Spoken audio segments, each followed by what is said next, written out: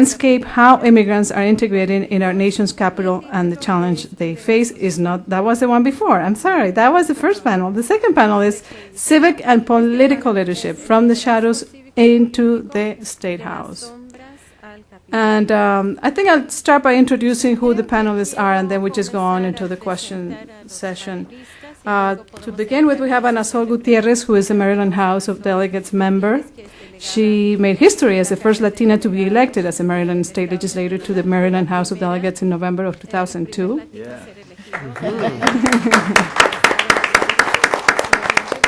Previously, she was elected to the Montgomery County Board of Education, serving as president and vice president during 2 terms from the 1990 to 1998 period. She was the first Latina ever to serve on a Maryland school board, as well as the first Salvadoran American elected to public office in the United States in 1990. A chemist, believe it or not, and computer systems an engineer by profession. She was appointed in 1994 by President Clinton as a Deputy Administrator for Research at the U.S. Department of Transportation. She has worked for over 30 years in information technology in the private sector and is a recognized leader and role model for women in the fields of science and technology. During her first term as legislator, she worked incessantly to defeat anti-immigrant legislation and to protect everyone's access to driver's licenses, which is getting to be a very big issue these days, making Maryland one of the only 10 states that grant licenses to immigrants regardless of immigration status. And she came from El Salvador at the age of 3, although she says she's not typical child of an immigrant because her parents were diplomats, so they were coming back and forth. Now we have, I guess we go to Pedro Avilés, who is the Executive Director of the National Capital Immigration Coalition, which advocates and mobilizes the immigrant community in the D.C. metro area towards citizenship and participation. NCIC works to establish economic and social justice and for all immigrants. Before joining NCIC, Mr. Avilés has held previous posts in the Center for Community Change and Interaction. He has also served as Executive Director of the Central American Resource Center and the Latino Civil Rights Task Force, which is when I first met him. That was back in what, in the 1990s? Yes. That old decade. As well as National Campaign Director of the Salvadoran American National Network. Pedro Avilés received both a bachelor's degree in political science and a master's in organization development from American University. He came from El Salvador at the age of 15, so I think you were the oldest of the 4 when you arrived. No, obviously not the oldest now, but when you arrived, you were older than the others. Now we have Walter Tejada, who is elected to the Arlington County Board in March 2003 in a special election and re-elected in November 2003. He's vice chairman of the Arlington County Board. Former Virginia Governor Mark Warner appointed Mr. Tejada to serve as the first chairman of the Virginia Latino Advisory Commission. In October 2006, Mr. Tejada was appointed by Governor Timothy Kaine to the Governor's Urban Policy Task Force, which is a cabinet-level task force that will review economic, social, and fiscal conditions in Virginia's urban areas. Also, he serves as a member of the Hispanic for Affairs Judiciary Advisory Committee, the Smithsonian National Museum of American History Latino Advisory Council, and the D.C. United Hispanic Advisory Committee. Wow. A true testament to his work in supporting efforts to honor contributions of Latinos in the nation. He was born in El Salvador and came at the age of, 13, that's what it was. Mr. Tejada moved to the United States at the age of 13. He studied government and communications at George Mason University and has worked as an investigator, a business consultant, and as an aide to Congressman Jim Moran. And last but not least is Mercedes Lemp, who serves as the Director of the Office of Latino Affairs, OLA. For nearly 4 years, Mercedes Lemp served as the Executive Director of Language ETC, a nonprofit organization serving thousands of mostly Latino immigrants, providing English as a second language and other services. She has over 15 years of management experience. Prior to her work in the nonprofit sector, Ms. Lemp served as a marketing director in the technology field for the Council of Better Business Bureau's BBO Online department and at Netscape Communications Corporation in California and Miami. I guess there had to be some technology aspect to the women in this panel, except for me. Don't ask me, I don't know a thing about technology. Ms. Lemp is originally from Spain, but has mainly lived in the Washington area since moving to the United States at the age of 8, even though she was born in the U.S., but she was born the daughter of diplomats. So basically, at the age of 1, they went back to Spain, where all her family comes from. She received a degree in business from the University of Maryland and holds an MBA from George Washington University. All right, so let's get to the panel. I was actually just covering an event right across the street, Pennsylvania Avenue, with the Vice President of Colombia, who is here to try to make a case for their efforts to protect labor leaders to see if they get their free trade agreement passed in Congress. And as I was passing Pennsylvania Avenue to come here, I realized how interesting a feeling it is to live something that is connected to my country. I'm Colombian, the Vice President of Colombia is here, but it still obviously it feels distant now. It's no longer my country, I live here. And I was actually coming to an event here that seems to be much closer to me, which is obviously about the leaders around us, the people who are trying to make a difference for all of us, immigrants in this country. And it got me thinking that it's always an interesting journey for people, and I would say for all of them there is a story of how that happened when they basically symbolically passed Pennsylvania Avenue and came out of the shadows and became politically active. It's not an easy decision, I assume. It's not easy to decide that somehow you're no longer a citizen of a country you left, but you are more of a citizen here and you're going to be making a difference here politically, becoming more active. So I thought I would begin by asking all of them about their own personal journey when they crossed the symbolic Pennsylvania Avenue, the symbolic Columbia Avenue, the symbolic Wilson Boulevard, whatever it is, West Highway, and how it happened, how difficult and how it happened. If we can start with you, Ana Sol, please. And you're talking as we crossed into a political role? Exactly. From having been in the shadows, which is what we were saying as the title of the panel, and crossing to the public light. Well, I've reflected that probably the point in time in which I crossed into the public arena was when I became a citizen. And I became a citizen for two main reasons. One, to vote against Ronald Reagan, who was bombing my country. And I say that all the time. 1980. I became a citizen in 1984. And I also needed to protect my parents, who could no longer go back to El Salvador. And so, as a citizen, I needed to be able to sponsor them. So I can tell my life in my visas, and I've had like 5 different visa statuses, and I often do because I think for most Americans who have never had to deal with immigration issues, they don't understand how much your visa allows you to do things and not to do things. And so by becoming a citizen, I immediately, though I had been politically active and politically engaged, but I had focused more on just being a private, a professional, mother, all the things that you do. But it crossed into that area and reacted to what I was seeing was that demographic change that we saw. This is early 80s, large number of Salvadorians escaping the bombs that Mr. Reagan was throwing at us, and saw that the schools where I had graduated and where my kids had gone were being really inundated with a lot of my compatriots, lots of Central Americans.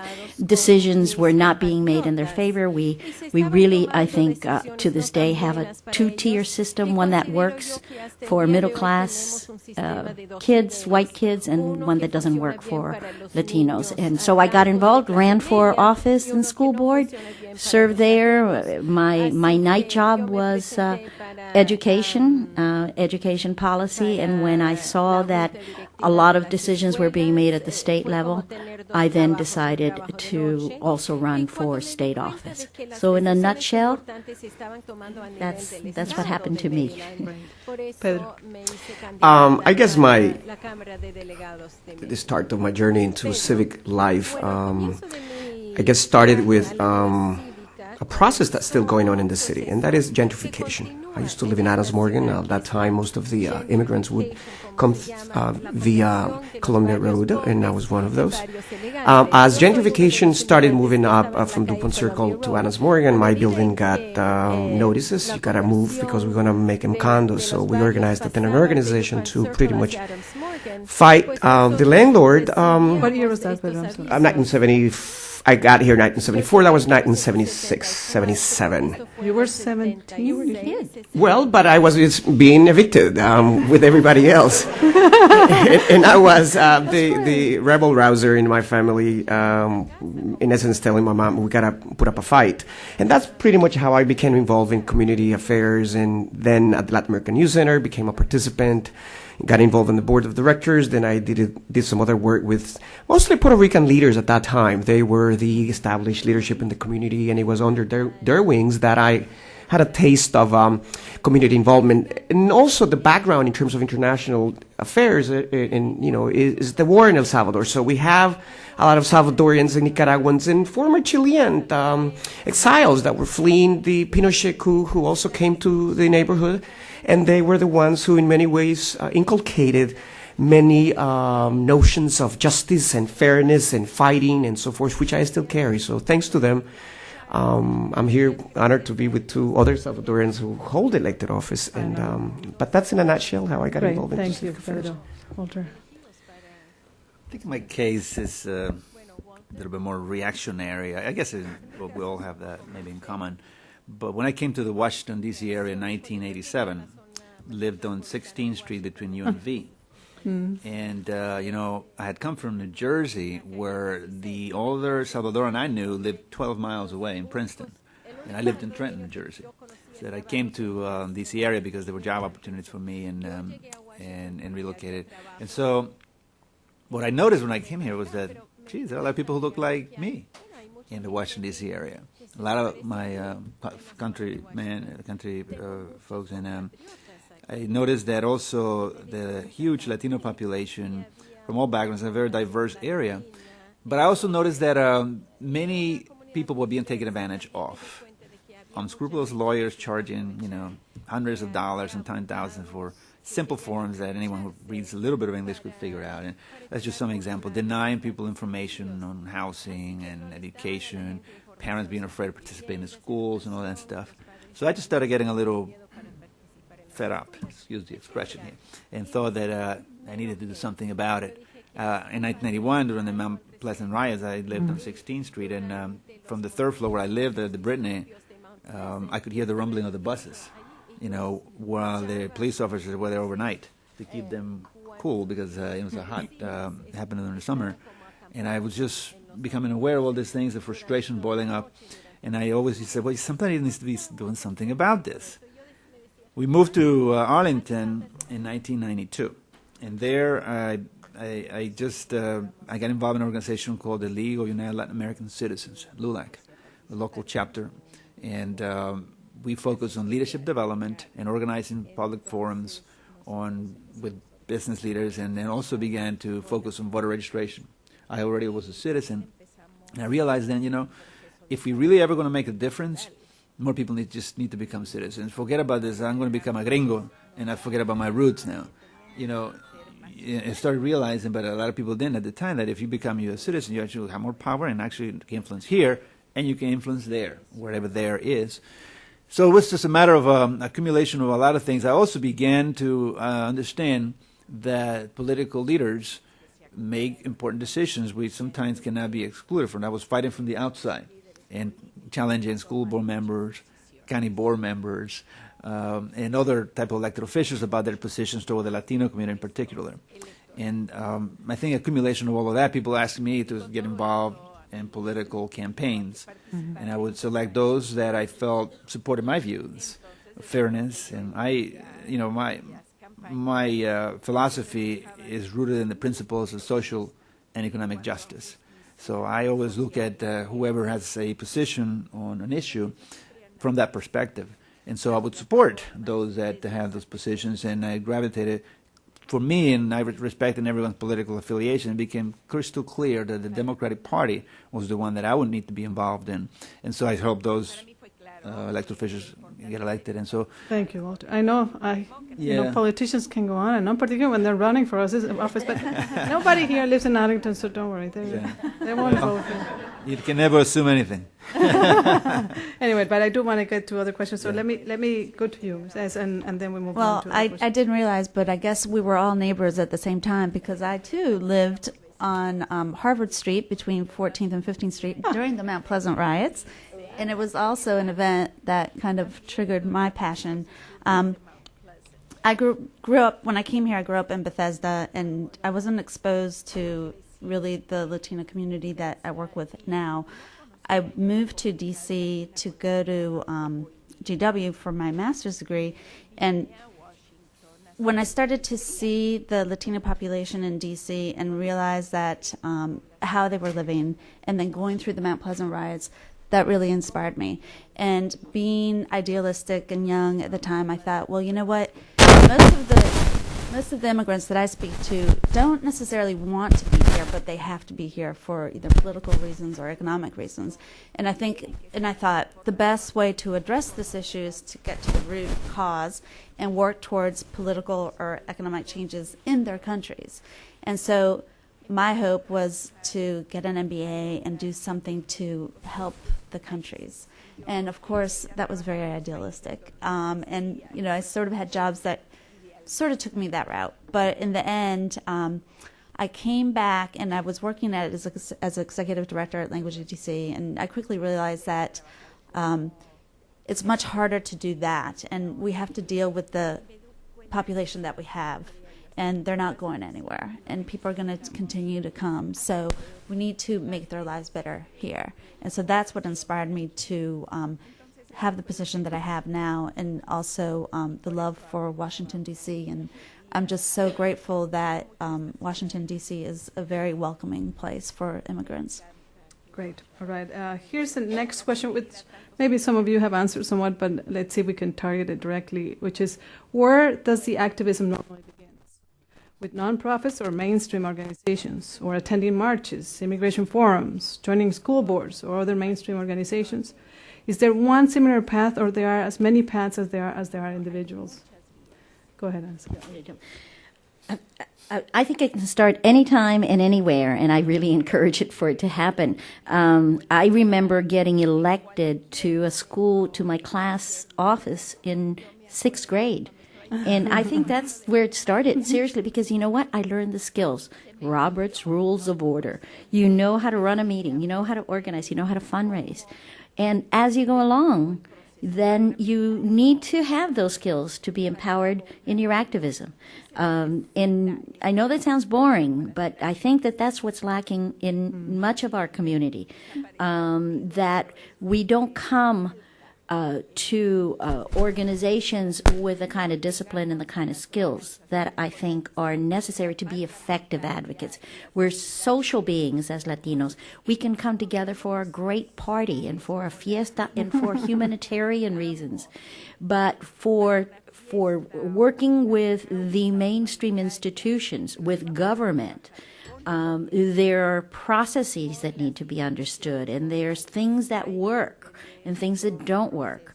And so I think that wherever you can learn those skills, and you can learn them really by just raising your hand and saying, I want to volunteer to be in this committee. I was just congratulating our wonderful commissioner here, commissioner in a Human Rights Commission. Every county has a Human Rights Commission. I bet you that I can't count the number of Hispanics that serve on human rights commissions in all of our area. That's a wonderful way to begin to be involved, understand how government decisions, public policy is being made, and then to be at the table to influence it. So I don't know if I answered your question, but I'm going to use this as a bully pulpit to see as much of what we can do kind of to move forward where I think we need to move forward as an organization. I formed 3 nonprofits. They all failed because of our egos get in the way. We fight each other. We're envious of one another. We're the crabs. The crab theory, that if you put crabs in a bucket, you don't have to put a top on it because they'll never be able to get out. When one starts going out, the other one will pull them down. And I think those are the kind of changes. I'm hoping that it's going to be in our young people, the ones that have gotten to know what are those Robert's Rules of Orders. But that let we me need let to- me ask you that particular issue, because you know it. You work with the school board, and what happens with sixth graders Latino today? Why don't they run for office the way you did? I mean, is it they feel afraid, they don't have the skills, they don't think it's interesting, they are apathetic? Well, life has changed. I was one of two in my high school. I graduated with a class of 625. There were two. The other one was the son of the ambassador from Argentina. But that would have made it harder, wouldn't you think? No, I got lost. I was not a Latina. I was one more. And I learned then how to function within that world. Okay. You don't have to function within that world now because you have your clique of friends. Okay. You can have your own lunch table, and that separation, and you see it not only among Latinos, you see it among African Americans in our schools, and it's a real serious problem because you're not having that integration effort that is necessary just to sit and talk. So, it goes both ways. We need to learn the ways of others, and especially when in room, do as the Romans do. Walter, I can see you can't wait to say something. Go I'm ahead. going to add something to that. Yeah, the problem with our society and a lot of us is that we're all looking for absolute answers. We're always looking for that magic solution that somehow is the key to solve everything, and that's just not the case. There's no silver bullet. It comes in a combination of life experiences. What I always like to say, and it sounds a little corny, but the participation is the key. Involvement in a combination of all, in whatever facet of life, whether it's in school, whether it's in college, whether it's on the job, but there is also one concept that is particularly important for all of us to remember. I once asked, I guess I can illustrate it. I asked a Latino one time, I said, I'm always recruiting people to get involved. I asked him, I need you to volunteer. He looked at me and said, well, how much does it pay? And so volunteering is not necessarily in our culture, and I think it's starting to, these days, become a little more acceptable or more of this is good to do. The United States, has a democracy that is messy, it's convoluted, it's confused, but until someone comes up with a better one, this is the best we got in the world. And so there are opportunities for the citizen speaker to participate. And at the local level, see, what problem also we have had is that many of us have come here and we think, como la canción mexicana, aquella que dice, ya estás, que te vas, you leave and you come here and you're going to leave, but ya estás, que te vas, y no te has ido. So you're here, for many years, dozens of years. In the meantime, your kids are growing up. You didn't buy, a property. The prices have not gone up. And so there are some things, and you didn't become a citizen. And so one of the things we need to realize is that God helps those who help themselves. And part of our mission needs to be to motivate people to participate more at the local level. Right now, it's being played out. On immigration, you see what's happening in Prince William. If we have, there is a need for more local involvement from our part. And so one advice I would say to folks is, in addition to there's no silver bullet, pick an area that you have an interest in. Because nothing worse than doing something that you hate so much. Oh my God, do I have to go there again? Or something. Pick an area you have an interest in. Whether this is activism in school. If you're a parent, of course, that's a good vehicle if you have kids in the school to question the system, question the PTA, question the teachers, question how the resources your kids need. And sometimes, in the case of Latinos, there's a need for bilingual education. There's a need for ESL support, and a lot of times school systems those are some of the first places they're looking to cut. Well, you're speaking up and saying, I like my kid to grow up bilingual. I think that's a good thing. Say something along those lines can go a long way. And the final thing now for this segment is that we don't realize a lot of times is that one person can make a big difference if you just simply raise your hand and say, why is that done like that all the time? How come it isn't done this way? And make a suggestion. One person, obviously we need to work collectively, but it's important that you do raise your hand and you do question things, in a constructive way. And I have a three-pronged strategy that I always like. I'm going to throw in here. I have a three-pronged strategy that I always like to use when those things is, first, you make a constructive criticism. If you criticize something, do it in a way that's constructive. Mm-hmm. Two, offer a solution of some sort. So because nothing worse than someone throwing rocks or bombs or stones and you say they have no solution. So you offer a solution. And third, see if you can be part of the solution. And those are the three things, that's how I like to operate, and some of the things that I'll offer today. Well, let's continue along those lines and add a little bit to the answer of the previous questions by asking you this. What kind of experience do you think you found when you became active? What kind of experience you had? What kind of reaction you had, both from Latinos and from non-Latinos when you became active? I was labeled Pedrito el Guerrillero, but so it was from Latinos. I think that's how, at least my activism pretty much, as I mentioned earlier, got started because of self-interest. I mean, there was something at stake that was impacting me and my family. But I will venture to say that also in my experience, I've seen that people become active because they're angry, they're frustrated. There is some sort of disrespect or injustice that's taking place that makes someone to say, well, I want to do something about it. But there is also another element which I think is important for activism, and that is the community itself. Because it's very hard to be an activist or a leader if you don't have the support of the community. So a lot of times that can be frustrating because you're like, at least I felt frustrated because you're sort of like this Don Quixote, fighting against males, and you're trying to get support, and that sometimes can be a source of frustration or a source of encouragement, because if you see that the community is supporting the work that you're doing. For others, I think that activism is just a way of life. I mean, that's the way that they function. They have passion, whatever it is, wherever they go. They try to, get involved. I do think that there is a different history of voluntarism in Latin America. I think that the nonprofit experience that we have here is different, but I always would think that there is some sort of voluntarism in our communities that's manifested through the church, through the schools, through more informal settings.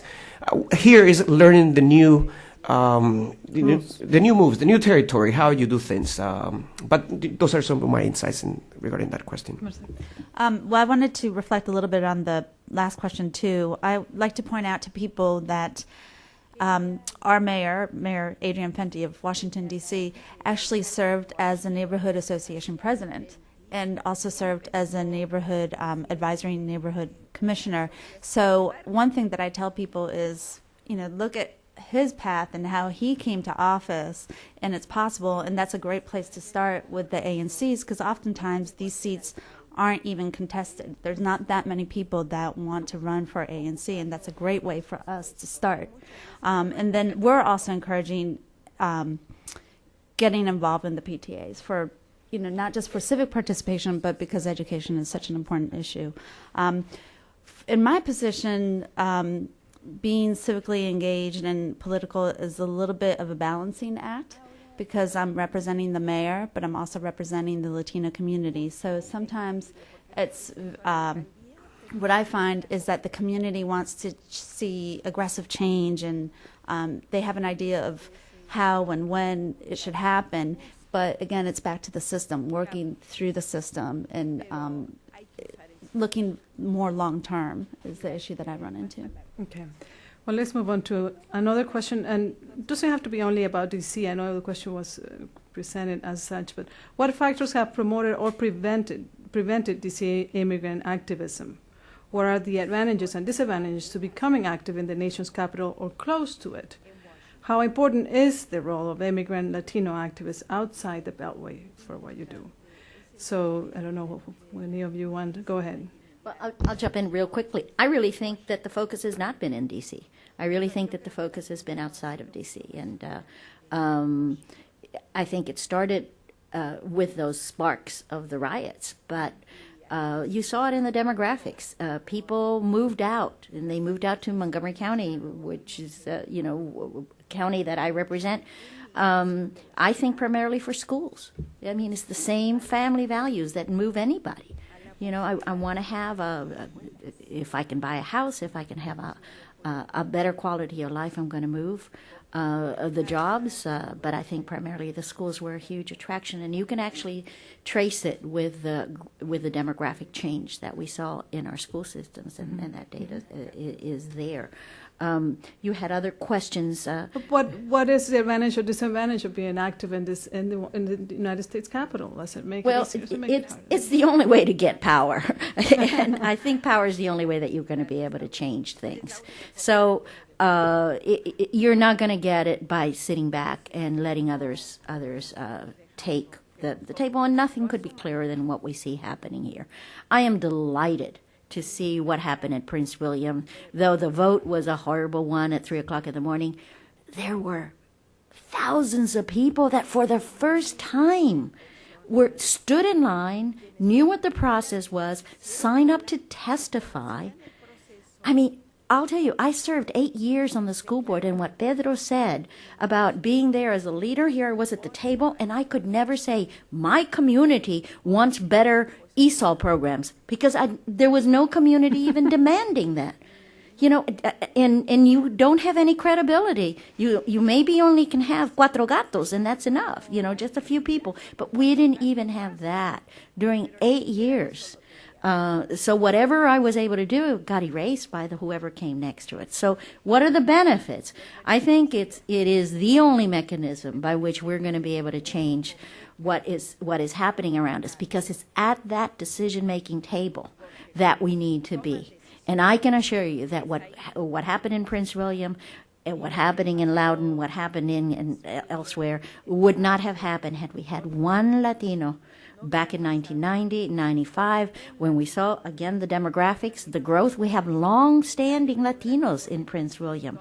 Why have they not gotten involved even at that low level? And I think we've learned our lesson. Yes, I'm always hopeful, but I think that we've begun to see that indeed is what's going to do it. It's not the marches.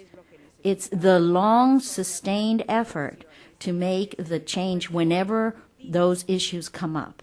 And some are very small changes, some are big changes. But that's where we're going to have to be able to be. Okay, all right. You know, there's always advantages and disadvantages on civic participation. I mean, I think by and large, it also depends how you define what those advantages and disadvantages are. I think from my perspective, I think there are a heck of a lot more advantages of being involved civically, civic engagement. There are a few things that need to understand too. You know, there are some sayings that you can please the people some of the time, you cannot please the people all of the time. So whenever you put yourself out in the public light in civic activism, someone will disagree with your perspective, no matter what the issue is. There's always that. So you have to develop thick skin. There's a way of, you know, that sounds a little rough in a way, but you really need to be able to withstand criticism if you think you're doing the right thing, and if you have your facts right, and if you feel that you know, at least some people support your view. It's very difficult to get everybody to support everything that you do. There will always be somebody, and even before I ran for elected office, I've been a member of a number of organizations where we didn't always agree. You know, when I for 9 years I organized the Salvadoran Festival. We had thousands and thousands of people that came there. We always have very intense work leading up to it, and we never necessarily were always in agreement, but we pulled it off because we wanted, you know, to have a good festival and stuff in different ways. So the other thing is that you have to understand that you have to be determined for what you want to do. And when I was in the panel for the Center for American Progress recently, and it was broadcast on C-SPAN. I received over 2,000 communications telling me that I need to go back to El Salvador, you know, and other things. So, however, you know, that's... It's better when they send you back to Mexico, which happens you know, to me, and I'm not from... To those folks, I said to them, thank you for your opinion. That makes me even more determined to fight for fairness and for justice for working immigrants. And so, you know, you really have to have, you know, and I could easily get flustered, you know, I could easily, because some things are kind of rough. Some cannot be read in prime time, you know, they're not rated G, some of those things. But, you know, you have to move forward. If whether it's at that level, or it's at the local level, it's in your neighborhood, or your condo association, or your apartment complex where you live, you know, these are the things that you need to relate to and speak up. If you believe something needs to be corrected, do that. Pedro, go ahead. I wanted to go back to the factors that prevent activism. Good. And I'd like to kind of... He's done a diagram. Yeah, I can see this. No, but I was thinking about it because there is the activism that goes on at the individual level. I am a parent, I go to my PTA meeting, and I get involved in the matters of my school because I care about it. But then there is the organizational component of it, and I think that Cecilia was talking about it earlier. So individually, I think that there is barriers for a lot of our communities that they hold 2-3 jobs, so there's very little limited time. You need to survive first, meet your survival needs in order for you to get involved in other activities. There is also the language issue for a lot of individuals. I speak a little bit of English, but I am not assertive enough to speak in front of a crowd, so I don't get involved. So those are some of the barriers that I see at the individual level, and maybe not being part of a culture. What Tocqueville described. It's like the town hall meeting where everybody comes and describes the problems of the community, and people try to pitch in and so forth. So I think that there is that level of cultural difference. Now, organizationally, I also think that a lot of the organizations that we have are either focused on providing services, they use a strategy of service provision, then the activism is not really their cup of tea. And in fact, there are some conservative board members in certain nonprofit organizations that say, we cannot get involved in advocacy. That's going to be perceived as activism. So there is this reticence on the part of organizations sometimes to get involved. And lack of resources. It takes money to have people on the staff to develop the capacity to do the training so that the organization can be actively engaged in the political discussion or the public debate about health, about education, about housing and so forth. That takes knowledge, and so those are some of the barriers that I see both at the individual and at the organizational level. Let me ask Mercedes one question specifically about DC, because I think it's important that we start distinguishing, as we've seen, that there are different experiences and there are different factors. What is the climate in DC today, you would say, in a few words? What is the climate, the political climate about immigrants and immigrant workers in the DC area? Right. Well, as I mentioned before, I think DC has a pretty good climate in terms, considering what we have in the other jurisdictions. We actually just had a press conference with the mayor where he talked about the Language Access Act, which is something that we have in D.C. that basically states that all D.C. agencies must provide services to immigrants in their own language, and it covers 5 different languages. So that's, a very proactive and welcoming act that we have. In addition, at the press conference, he also reiterated the policy of not asking about status. The way services are provided in D.C. is based on residency. So if you're a resident, you receive services, and there's no other questions asked. I also wanted to touch upon the point that Pedro made about time. As I mentioned, one of my key issues that I'm trying to do is get more Latino parents involved in PTAs, and I think there is time restraints. And so what I'm talking to schools about and PTA organizations about is being creative about how people can participate. So whether it's sending something home with them that they can do at home and send back, or over the phone, or whatever it is, I think we need to get more creative about, okay, we have these barriers, so how are we going to address them and make sure that people are participating? Great. I know that, and so it has to go in 3 minutes, and I want to ask you one specific question about your experience right now. And you mentioned how proud you are, I think, of what Maryland has accomplished with the driver's license, and I mentioned how this is becoming politically a huge issue, and what the governor of New York is trying to do, and how even Hillary Clinton doesn't seem to know exactly what position she has about this whole thing. What's happening? How would you describe what's happening? Why even a driver's license now has become such an issue? Oh, wow. Well, I have different views. New York is following Maryland. We never changed. Remember, before 9/11, every state in the whole United States didn't care about immigration status. You could get your driver's license no matter where you lived, right? For years. It had not promoted terrorism. It had not created this dangerous place to be.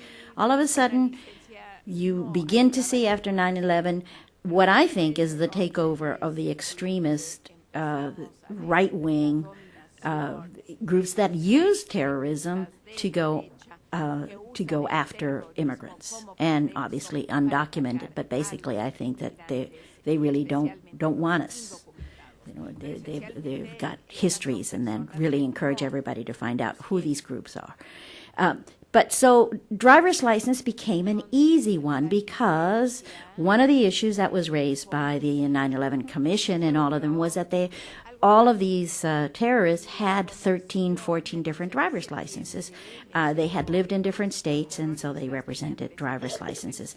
And so they made the link, and it was an easy link in image to foreign-born immigrant terrorist. Stop them through their driver's license. Well, unfortunately, every one of them was here with a legal visa. Every one of them today could get a driver's license no matter where. In the toughest state, if you've got a legal status here, you can get a driver's license. However, that was never talked about very much. And unfortunately, Lenny's here, who was at the MBA and knows all of this very well. Virginia had the laxest of residency requirements. It was the extreme laid back. You could get a friend who lived there to sign an affidavit. You went and you got your license. As a matter of fact, the one that was in question of the 9/11 was the Virginia one. So you have to see the context and the reality and the facts of what was happening. So when Maryland internally started going the way that the rest of the states were going, and we saw our MVA, our staff, the ones who operate the motor vehicles department going along because they have an association, and they were all saying we need to clamp down on these immigrants.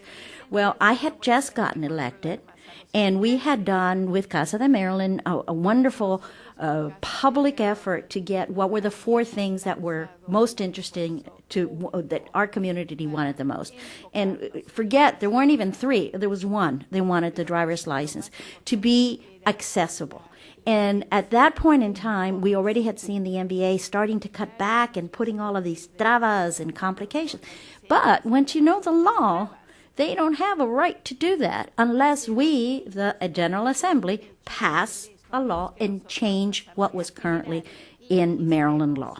And so my first bill, with my chair of judiciary, because you have to go with good allies, was to stop the NBA from limiting access to driver's licenses due to immigration status. In other words, saying you don't need to be asking about immigration status. Well, that blew up, and what we were able to do was punt and get an 18-month task force to look at it. And the task force, this is under Ehrlich, a Republican, and we had the task force, and I was a co-chair on it, and we came to the conclusion, we looked at everything, the matriculas consulares and everything, and amazingly we came to the conclusion that Maryland should not change its law with respect to immigration status. In other words, don't require proof of immigration status because public safety trumps immigration. That was the enlightened. And I don't know how it happened. It wouldn't happen today. I can tell you, if I had the same task force today, it would not happen today. So what it has now been since 2003 is really preserving the status quo. And we preserve it with a lot of effort, heavy lifting, in understanding how decisions are made. It's in committee. There are more than 25, 30 anti-immigrants proposals presented in the Maryland General Assembly every year, primarily by Republicans, and we're able to kind of, with people not even understanding why they're voting against it, we've been able to carry forth sufficient support to kill them in committee. Come January, I can assure you, I'm scared to death. I want every one of you to come up there and help, whether you live in Maryland or not, because it's a new climate. And I think that we really are seeing that good Democrats, and I'm also a Democrat, are being so pushed by this frenzy, this emotional fever, that we're seeing things that we thought would never happen begin to tumble down. We see it in the police chief. Montgomery County had a resolution saying you don't mess around with immigration. That started eroding, and now we mess around a little bit with immigration, not a lot. So I see that the battle has ratcheted up, and that we are going to have to be even more ready, because there's no doubt that what's happened in Virginia, what you hear Lou Dobbs every night saying, what you see the Minutemen, you see a very well-funded anti-immigrant effort everywhere, and we're not even ready to, the normal things that we do are not going to work. I'm going to have to excuse myself because I'm in special session and I have a hearing up there at 1 o'clock. But if you please allow me, let me indulge you just a little bit about the governance part, what I was saying about being at the table, thank God the special session is not going to deal with immigration. Thank God. We're just going to deal with a $1.7 billion deficit, which means that we need the money for government. And the proposals are around taxes. And I want to make the link from this morning's presentation. The proposals in front by the governor are increasing, readjusting the income tax levels, making it less flat, increasing sales tax by 1 penny, increasing gas fees, titling fees. When you buy a car, what you pay for your title. There's also other things like slots in there, higher education. There's a cigarette tax. I've got a proposal in there for alcohol tax. We have not increased our alcohol tax since 1955. I was 13 years old then. That's amazing. So these are the things that is the current, what's at the table. Having a Latina, and I'm not trying to throw flowers on myself, but the need for having more representation and diversity in governance is that each one of these, I have to think of what is the general policy, what is my general philosophy, but how do I think about the impact on my community? And how do I also deal with it within the impact of what we're seeing around and what's coming around the immigration issue. And so one of the conclusions, and I'm taking advantage of it whenever I can, is to point out that none of these sales taxes or income taxes that we're talking about has an exemption clause that says, but if you're not a legal immigrant, you don't have to pay the gas tax, or you don't have to pay sales taxes, or you don't have to pay the property tax that's part of your rent. So in other words, there are messages and an education that can be part of all of this that can at least begin to set the basis for what I see that might be coming in January. But nonetheless, I mean, we are probably in all of my close to 50 odd years of being here, the worst climate that I've ever seen politically, and from public policy vis-a-vis the well-being of our community, no matter what your immigration status. It's a frontal attack, and it's very worrisome. So that's my last speech on this, and I really want to thank everybody for being here and the Wilson Center for we need to do more of these, but not with this group. I love you all, but we need to do it with people who don't know beans about what we're talking about. That's who we have to be reaching out to. Thank you very much. Hope you make it on time. All right, we're going to open it to questions before, because we do have until 12:30. That means 25 minutes or so for questions. So please go ahead. I see a hand up at the back, all the way to the back. Do we have a microphone? Okay. Morning. Thank you very much for being here. My name is Paco Fimbres. I'm with the Hispanic Communications Network. My question is, what do you think about bilingual education, and what are you doing about it? That's for the whole panel. Thank you. Want to start with this? Well, one of the most popular schools in Washington, D.C. is the Oyster School, and it's a bilingual school. And it's popular not because the Latino population wants to go there. It's really popular because everybody wants to go there. So we do see that Native Americans, or people that are not Latinos, want to learn Spanish just as much as the bilingual education will help the Latino community. It also helps others. So we're actually seeing a move towards more schools like Oyster, which is a great thing, I think. Are there others like Oyster right now or no? There are other schools that are starting bilingual programs. Kind of adding grades as they go along. So like there's Powell Elementary School that's actually in my neighborhood that started in the younger years and is growing. There's several schools that are actually adding. And when we have, in Washington, D.C., we have an out-of-boundary process for schools. So if you don't want to go to your neighborhood school, you used to be able to get in line to go to the school, or right now we have a lottery system. And Oyster had the biggest lines of any school. Yeah. And so people are starting to see that this is in demand. Great. Walter, you want to talk? Well, I'm a strong believer that, in the United States, probably is one of the most monolingual countries and everywhere around the world. If you speak just 2 languages, you kind of feel bad because most people speak 3 or 4 or 5 languages, in Europe certainly. And so I am a very strong supporter of having the ability to speak more than 1 language. And politically, we approved the budget for the schools in Arlington County, and our high schools are in the top 1% in the national school system, is rated in one of the tops in the whole country. So I make sure that schools have the resources that they need financially. Now, we have something called the High Intensity Language Training Program, HIL program, part of the English as a Second Language program. It is a model, it's a national model of how to develop English as a second language strategies, content to teach kids. And in fact, it has been actually used, our Arlington Hill program has been actually grabbed in Harrisonburg, which now has the largest immigrant population in the school system in Virginia, Harrisonburg. Has grabbed, essentially deleted where it says Arlington, put Harrisonburg.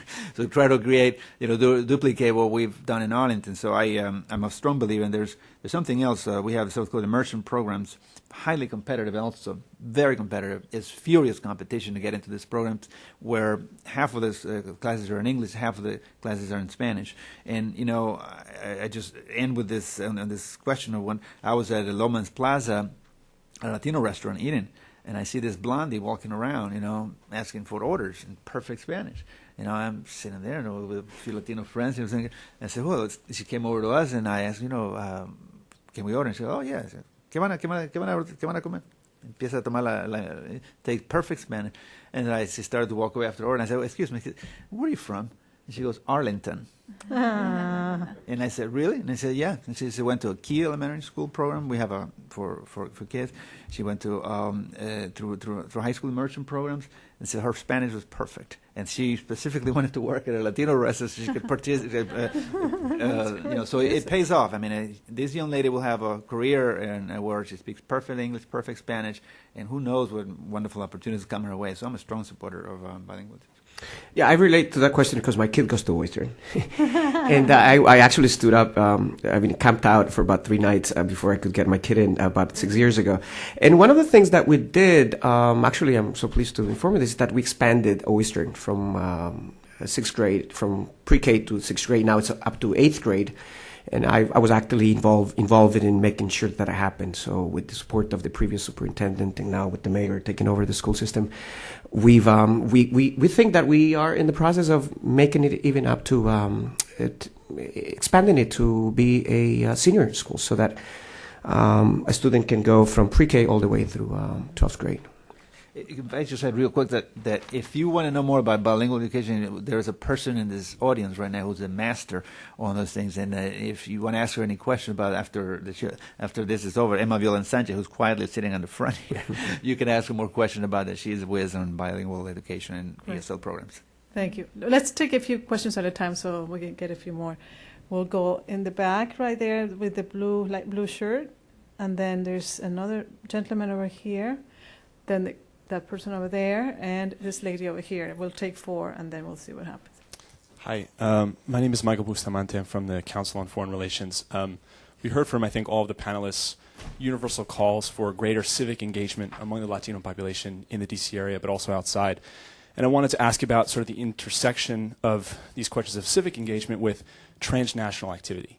There's been certainly a lot of scholarly attention about the ways in which and the ease with which Latinos are not only maintaining contact with their home countries through things, the obvious development of things like the internet, through the sending of remittances, but also the ways, for example, in which the governments of sending countries are getting more involved in courting the help of their diasporic populations here, asking them and courting their dollars for investment and things like that. So my question is really, is there a clear threshold at which you have to get more involved in sort of domestic civic activism, or can transnational activity and greater domestic civic activism coexist? I mean, certainly I think the right likes to say that, well, transnational activity, we view that as a threat because that means that you're really not devoted to America and what it's like to be American. So I'd just be interested in hearing your thoughts on that. Right. Over there. My name is Joseph Palacios. I'm a professor of sociology at Georgetown. and teach also Latin American studies. My question is related to religion and religion as a basis for civic training. In many, many regions of the country, particularly in the Southwest, Chicago, religion has played a role in helping immigrants go into civic participation through faith-based organizing using the Alinsky model. There's several organizations, IAF, PICO, Gamaliel. I found in my 7 years here that this is not representative in Washington area. What would you say about the role of religion here in the D.C. area regarding assisting immigrants in learning long-term civic engagement? Thank you. Good. Good morning. William Ramos, National Association of Latino Elected and Appointed Officials. We have over 6,000 Latino and elected appointed officials across the country at every level of government, from school board up to the federal government. The panelists who are elected and appointed officials here have a unique view of politics, not only from the local perspectives, but because you are in the national capital area.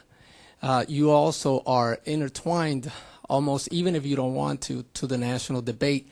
And as a growing power base within the Latino community, we have the Miami, South Florida, out west, the Northeast, and the Midwest with Chicago. What do you need to do to lead that movement for the rest of the Latino elected officials across the country, being that you're so close to this area and have the immediate access to the power structures here? All right, and this lady over here, could you give her? Hi, my name is Ana Lopez. I'm the executive director of an organization called Community Bridges in Montgomery County. And I'm particularly interested in Latino leadership. I heard a lot from the panel about sort of an activist approach towards leadership. But I asked that the question kind of with three hats on. One, worried about the thousands of Latino youth that are not graduating from high school, hence are not moving on to college, hence, et cetera. I also worry as an executive director of an organization that helps particularly Latina girls and other immigrant girls try to develop their voice as young as third grade, because the need is there as young as third grade, let alone younger than that. And thirdly, as an executive director in a county where the immigrant community is just flourishing, and as we saw in the statistics, has the largest in all the areas around Washington, D.C. And I just recently finished Leadership Montgomery, and I was the only Latina out of a class of 45 people who were heads of departments in the government, heads of businesses, as well as nonprofits. And I hear that this year there's 1.5 Latinos. All right. Mercedes, would you like to address that leadership question? Is that Sure. And let's see, maybe Walter, could you talk about the transnational activism and Sure. And Pedro, I think religion, is that any? Could you address the religion question, Pedro? Sure. And well, we'll talk about the other one. Go ahead. In terms of leadership, I think you're right. I think we need to start very young and just show the youth that there are possibilities to be leaders. I'm very concerned about the high school dropout rate as well. And I think part of that is a little bit tied to the DREAM Act, and that the youth don't have aspirations for the future. And they don't, if they don't see themselves going to college, what's the point of graduating from high school? So I think we need to address access to college, and I think we need to do it starting very young, in the 7th and 8th grade. But not only with the youth, but with the parents, because the parents may not necessarily have that dream of their youth as well. So I think we need to address it in both places. And for leadership, I think, it's just getting kids engaged, and I think you do have to start young.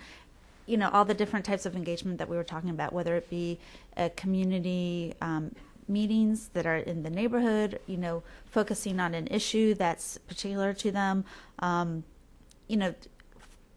finding something that they're going to feel ownership of and something that they're passionate on, and then kind of teaching them, again, how to work within the system. What are the different organizations that you can be part of, the different offices that you could hold. So it's part education and addressing both the youth and the parents, I think. All right. I can't help but just there's something a little bit to that, and especially for our youth.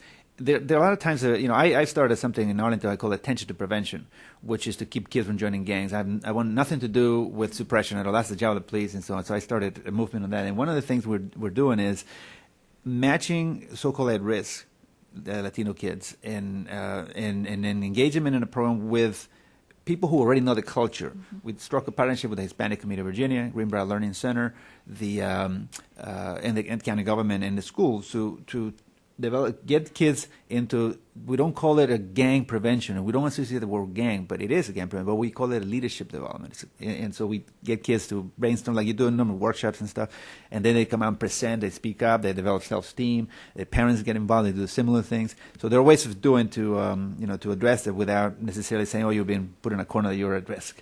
They develop leadership skills. On the transnational activity, there some things to keep in mind in today's, in the old days, European settlers, people came over here. Of course, there was limited technology, if any. It took forever to deliver something, right? The old, horse, pony, deliver. Today we have the internet. And then, of course, coming from Europe, you have to come by ship. And it was a heck of a, dangerous in all kinds of ways. And so the distance were not as close. And today, for Latin Americans, the magic of the internet and the distance, which is fairly close as compared to Europe, allow people to think a little closer to their roots, just to remain close to the roots. And then, there are more Latinos in the United States than there are people in the country of Canada today. So, so you do have then a natural tie to Latin America, whatever countries are, just like Italians would to Italy, or like, English would to England, and so on. What makes it, I think, also more today is that in the United States, a free country, you can publish anything. You can publish newspapers in Spanish. You can, distribute magazines in Spanish. This allows you to remain informed. And there are some things that are unique. In 2001, for example, there were 2 earthquakes that devastated El Salvador. Right here, we created something, at a reactionary, Salvadorans in the area came together. We started what's called the United Salvadoran Communities. And we had radiothons and all kinds of stuff to collect money because we needed to respond to help over there. And we did it all volunteer. And we went ourselves to build houses there after collecting the money and getting the ships and the truck. And it's a huge effort. We were able to, the resources that the United States, allow us to have access to, and the funds that people donated here, and then go over there, and the government over there wanted to know what we were doing, and we said, no, thank you, we don't want you involved. We want to make sure people get the help that we get the money for. So an experience like that, when you have that kind of a connection, is direct, and it allows you, I think, a feeling to help your kind, your family, your roots, and to feel proud of your roots. And so there's a natural thing to do. And I'll give you one last example. I happen to have the pleasure of being in Costa Rica this past summer. And I have to tell you, God, there's so much American influence. Americans are buying off the land in the coast everywhere. You see, Subway, Remax, for all everywhere. And then one time, my wife and I went out to dinner and took a cab, and we asked the cab driver, and he says, "Oh, you going to La Gringada? Is there a La Gringada?" Because, so now it's so Americanized that you're almost starting to see, okay, well, maybe people in the United States may be thinking that Latinos and others may be having too much strong of a ties over there. But what about gringos who are over there, who are buying off the land and having ties here? So there's a two-way street going on here. And of course, when as far as finances are not, the economic wealth attained is, of course, disproportionate. Usually it's more for American buying power, than it is for typically, but not generally. But these are some examples. Let me ask you one question. And in response to that activism for the earthquakes, how many of those people that became active in support of El Salvador have become active here too, or have some of those people remain active and done more things locally? I would say a lot. I would say a lot, and but the one jaloncito de oreja that I will give, the one ear pull I would add, is that we've too confined within activism for Salvadoran purposes only, or for hometown associations only. And I know it's asking a lot, because, you know, one of those things, just for instance, to raise funds to fix a park, you know, in a pueblito, it would take a whole lot of effort and organize a big party, you know, a big dance, a band, international band comes in, you have all this big hoopla, the radio ads and all that, and then the activism, it gets done, and everybody goes back about their business here. My jaloncito de oreja to those leadership skills, they have been learned organizing to get that fundraiser, organizing to get the money over there, organizing to go in person over there. All those leadership skills can be translated to local civic activism. You know, and yes, you do have to speak a little more English. You do have to speak English. This is that's a society. This is how it is. And so we need to make a little effort. So that would be the only one thing I would say, that we need to now. There are many Latino leaders and Latinas who I see all the time. They could perfectly well be city council members, could be state delegates. It could be, just take the plunge just a little more. And if anybody's interested in this audience, see me after we finish. Good.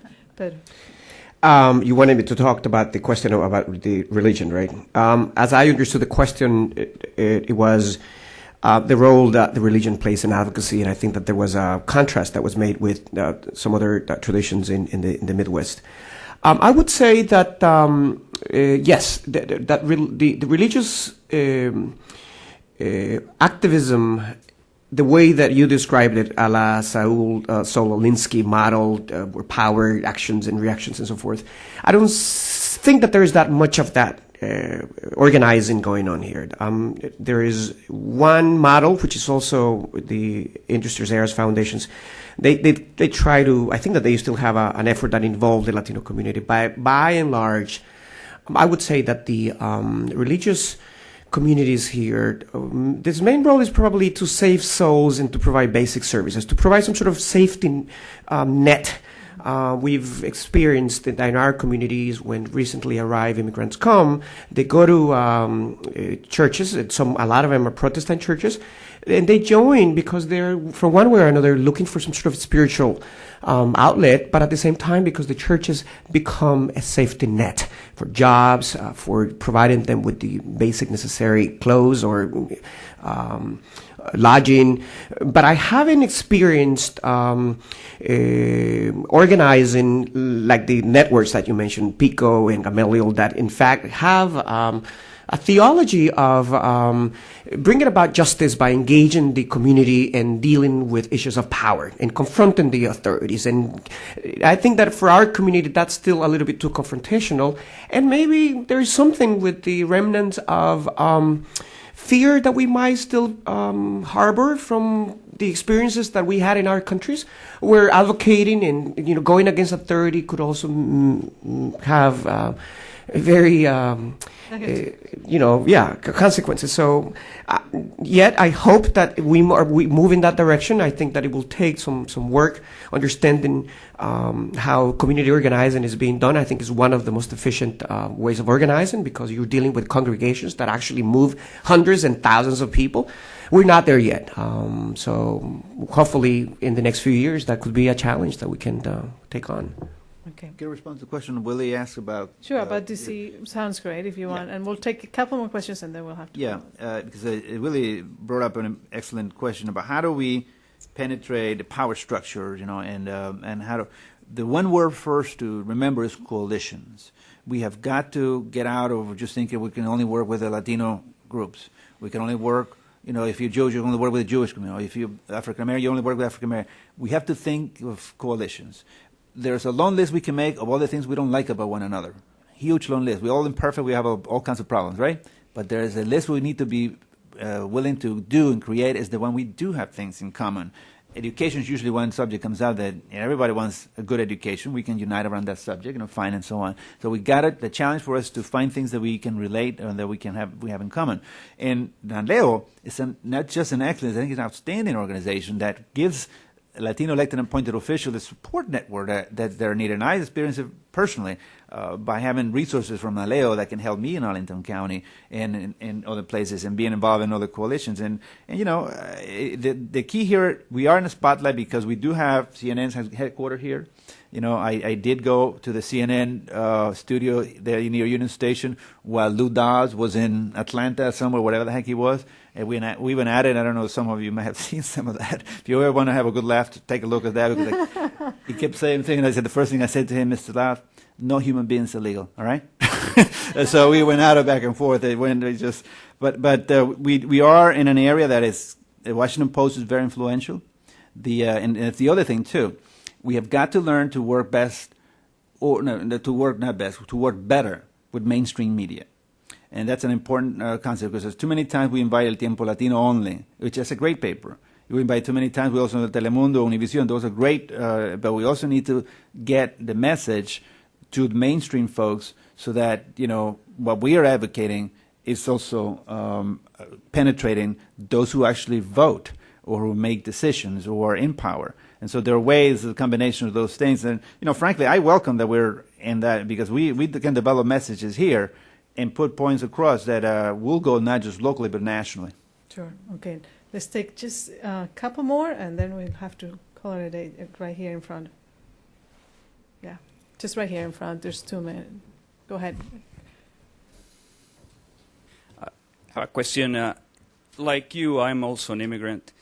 And we are like the first generation that comes to the U.S. and becomes U.S. citizens. But we have our children coming behind us. You are pioneers, and you have done a lot to push the line on the political side. Do you see our children becoming politically active? And what obstacles are they facing for that activism? All right. Go ahead, sir. Charlton Freedom's correspondent. I have a comment. These 2 ladies and 2 gentlemen experience should take to the Latin American community. What they have in common, first is this: they have a commitment, and then second, they have education. And third, they have experience. And also from their work, whatever in the school board or community activity, they gain the political skill. And then they get into the government. They are appointed by the president, they are appointed by the governor, they are appointed by the mayor. And I always ask the question, how come the Latin American immigrant in this area, I mean this Montgomery County, D.C., and Fairfax, Arlington, Fairfax, in general, is lots better than any other place in the United States? I think today I find the answer. It's just due to your 4%. I don't know how your Latin American national organization, I think your national Latin American organization should give you 4% an award. Thank you. That's very kind. Thank you. All right. Well, how about the children? What's going to happen to our children, and what do you see? I think the future. I think the answer is yes, and I think it's very exciting. And I think there's 3 things we need to keep in mind. This is really applied for everybody: information, invitation, and then participation. You got to invite people to participate. And one of the things I like to do always, and it's really, it's not just now. I have the privilege to serve an elected official. I've always been involved, and always ask people of any age to be part of an effort. We Latinos like to have kids running around, in the church and all this, different things. It's okay, yeah. And what I specifically have done, I have asked young people to be part of my campaign now that I'm running for re-election, and say I need high school kids participating, I need college students participating, I need people who are a little older than college age participating, so that you might get your feet wet and you might just like it and find out that actually it might not be that difficult if you just sort of network and get your name out there and be. So part of our task is to bring people in, invite them to participate, inform them how the process works. Have a little patience, and sometimes you say, how do you do it?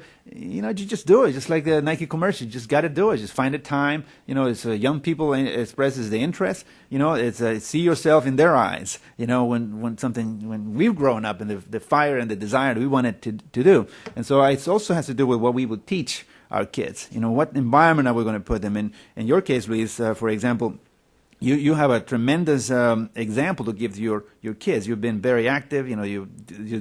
By the way, this guy here quietly, he led the way to that temporary protected status people in Virginia can now go out in state tuition. And that took a long time, and that's a huge accomplishment by Luis Parada. He deserves applause for that. So I said, what example we're going to give them? Invite kids to participate. Let them know this is not something that's out of this world. And this is the thing. Politics. I hate the word politician, by the way. I think of myself as an elected official. I have the privilege to think of that. But see, where we are here is really to serve other people. Whoever comes to this job thinking that they got some kind of power trip, they need to find another job someplace. But let me add something to this. But it requires a special kind of person. I mean, maybe our kids are not that kind of person. Maybe you are born a leader, and there's no way you can learn it in some ways. And let me take you to this final question. Can things get so bad at some point that any one of you might say it's not worth it? It's certainly not worth for my kids to go through all this. I don't think so. Let me. Okay, go ahead. One thing really quickly about the leadership, whether you're, born a leader or can you make a leader. And one thing that I'm doing is I'm not trying to encourage leadership in youth, but I'm acting as if they're leaders already. So I'm putting together a youth summit, and I'm bringing together a group of youth and having them be in charge of the agenda and just putting them in that leadership role. Mm-hmm. And then they see they can do it, and it's not something foreign, and it's not something that is really that hard to do. Okay, go ahead. I wanted to go back to the to the question about children. And I go back to my experience in that when I came to this country, I faced an identity crisis because the world in my city was divided between black and white.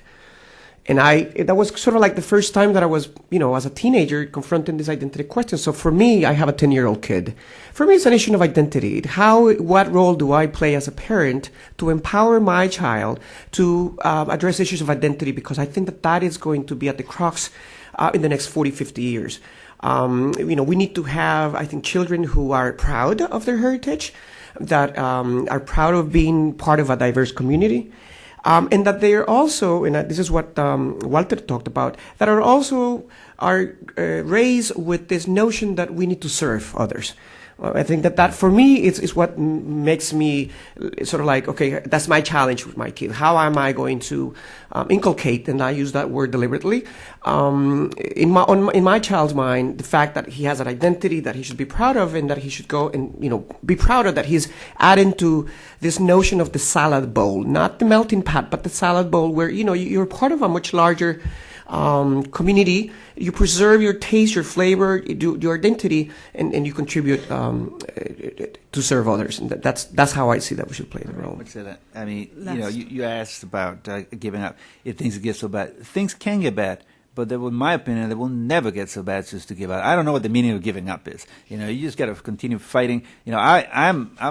I'm a soccer player. I'm a very competitive person. I'm still play soccer. And so, I don't give up until the whistle's blowing. And I won't keep fighting all to the end. So I think what's important here is that we just try to inform ourselves, participate, try to use facts in the issues that we're doing. And then I think most of the things will take care of themselves. But if you don't have the determination, it's okay. You might still play a role in another way. There are people who are best providing leadership, being left alone in a corner with a computer, just doing that. That's great.